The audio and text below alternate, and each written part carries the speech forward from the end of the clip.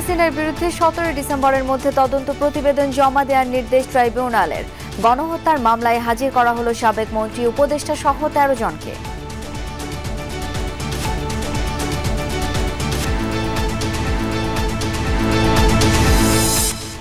স্বতন্ত্র বিশ্ববিদ্যালয়ে রূপান্তরের দাবিতে রাজধানীর মহাখালীতে তিতুমীর কলেজ শিক্ষার্থীদের অবরোধ, সড়কে ব্যাপক যানজট।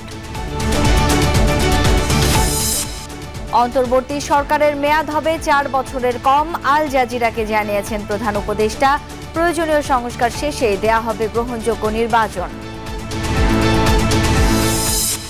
বিশিষ্ট সাংবাদিক কামাল আহমেদকে প্রধান করে 11 সদস্যের গণমাধ্যম সংস্কার কমিশন গঠন। সদস্য হিসেবে আছেন যমুনা টেলিভিশনের সিইও ফাহিম আহমেদ। ঢাকা দক্ষিণ সিটিতে 5 আগস্টের আগে জন্ম সনদ নেওয়া সবাইকে নতুন করে করতে হচ্ছে নিবন্ধন। কর্পোরেশনের নিজস্ব ওয়েবসাইটে রেজিস্ট্রেশন করায় জটিলতা।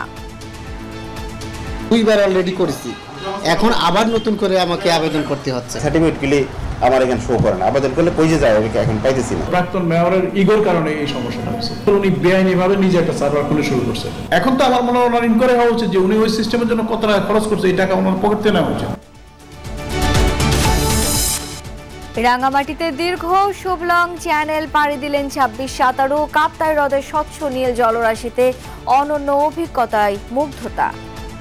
প্লেনে অনেক জায়গাতে সুইমিং ইভেন্ট হয়, কিন্তু এই ধরনের লেক এনভায়রনমেন্টে কখনো সুইমিং ইভেন্ট হয়নি। এইটা ছিল ডিফারেন্ট, মানে এটা পানির এত চমৎকার, মানে মনে হচ্ছে যে পানির সাউন্ডগুলো আমি বারবার শুনতে পাচ্ছি।